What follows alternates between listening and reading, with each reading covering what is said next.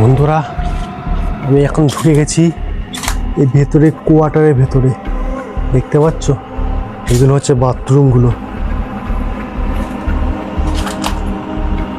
দেখতে পাচ্ছ বন্ধুরা, আমি যে কোথায় এসছি নিজেই জানি না, নিজেরই ভয় করছে কেউ এসে আমাকে পেছন দিক দিয়ে হাট করে ধরে না ফেলে।